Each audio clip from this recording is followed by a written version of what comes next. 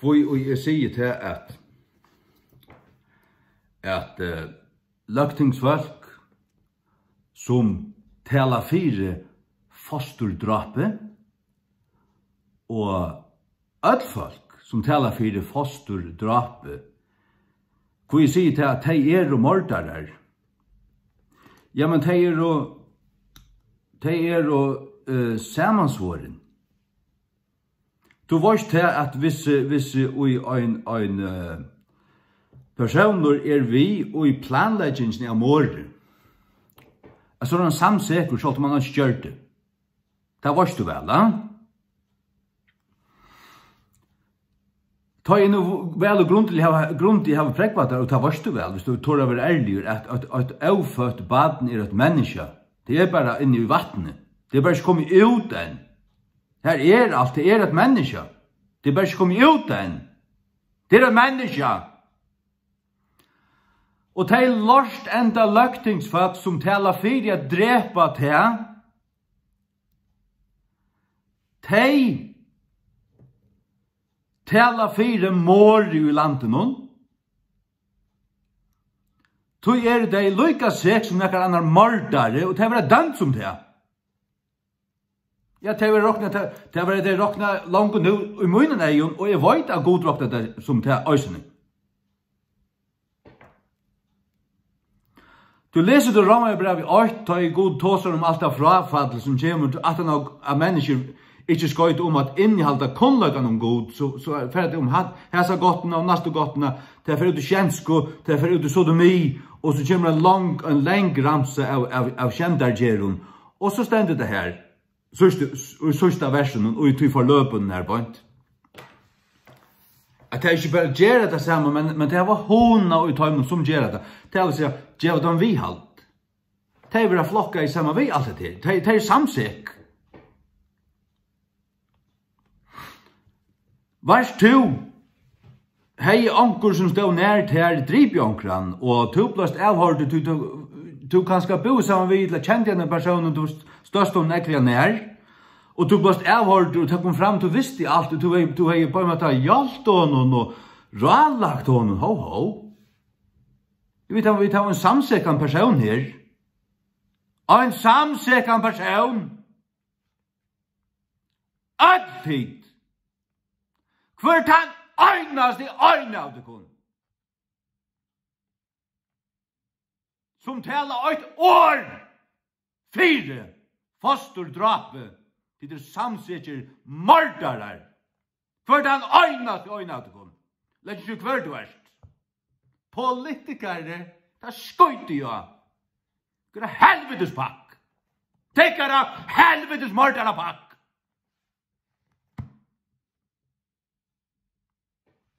Da har jeg bare kallet deg om det som det er. Jeg har ikke bannast, jeg har sagt deg til noen helvetes mordare pakk. Ja, det er ditt. Det er ditt. Men er det at du gjør nekka vitta, og er det at du innsette og ferdig at vi må fullstendig forbjaua fosterdrap i, det skal ikke finnes det. Vi skulle refse en kvann som gjør det. En kvann som taler fire du i. Skulle vi refse. Det er vi fire at refse. Ja, taler du fire fosterdrap, 2000 kroner bøt. Dreper du til foster? 5 år fangsel?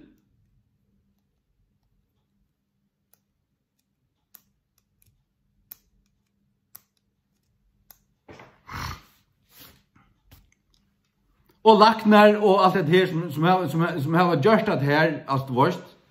Hva skulle du finne? Da skulle du lagt denne giljantino og høtte kjoppe av, og så skulle du ta over blekkerskrell. Ta det oppe på det.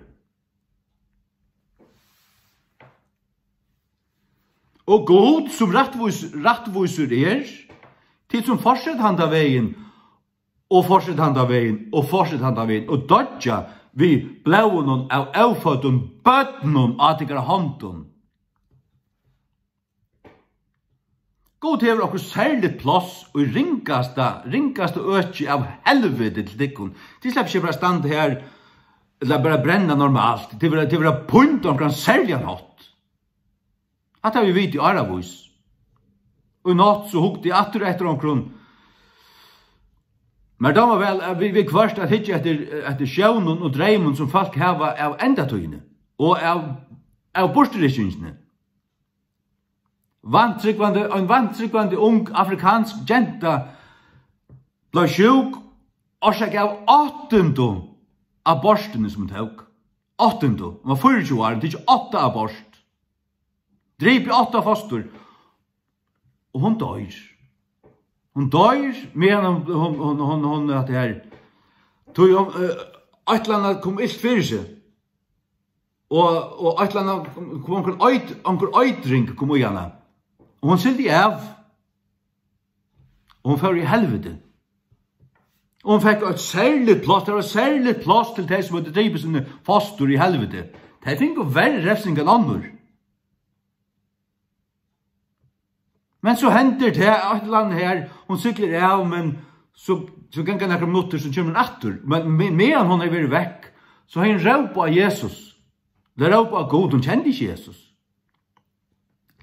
Men så är det som kampen om henne, om ett livet dig. Men oj tog att hon kommer åter, så är det inte här, så kommer Jesus till henne.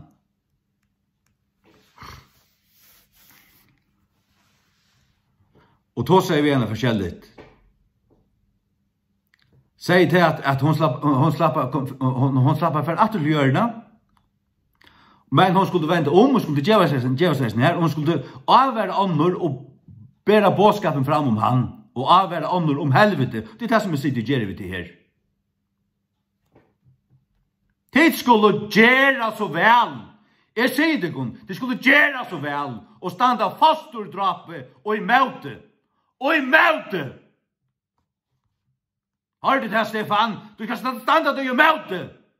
Du ska tåra stanna och tänksys röra på att säga det. Och säga det vad det, kalla det vad det är. Det ska du också göra, Jasper Langgaard. Och alla tid. Jennes och Bill.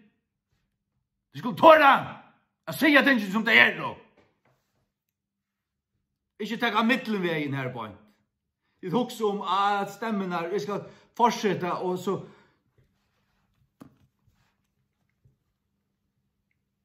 Livet tycker kristen liv under gode. De skulle standa til svars for honom!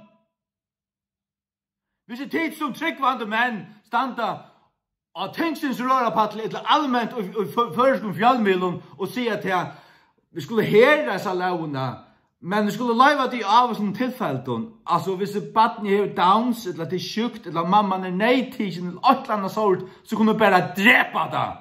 Det kan være helvetes mordere! For det har vi ikke alle at det går. Og lieprofeter! De vittler etter folk, og Jesu navnet. Skammet ikke av!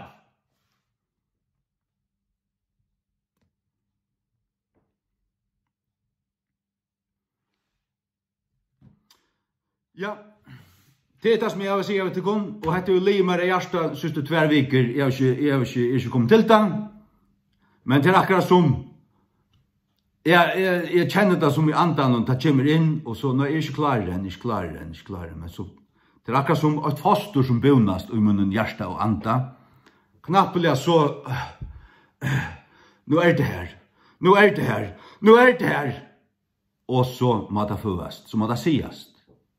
Og jeg sier det akkurat som du er, til du er pakk av helvetes morderen, og til som i Jesu navnet sier at det er ordan og i nøkron for det. Er det Satans svikaprofeter. Og men han så rævlig av falskaligur. Han er en firmyndalig babsir Norajon. Det er fleitig, ja. Jeg dømer han etter hva han sier. Jeg lær ikke alt jo ikke så falkaligur du er. Det er verre hvis du er falkaligur og vittlar i falskje. Vid en falkaligur høyd. Så var det tryggvandig enn til å ståle på det. Det er å ringast og svikker profetene som finnast.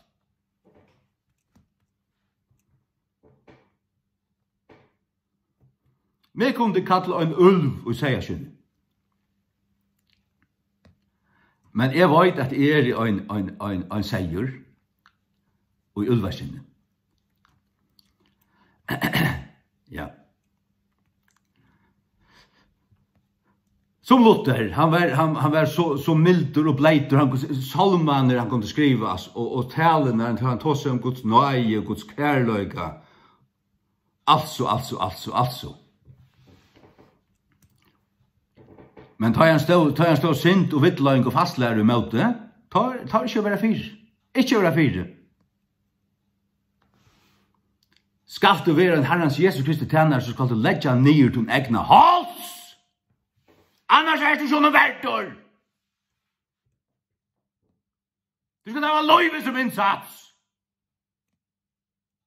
Annars er du en hyklare.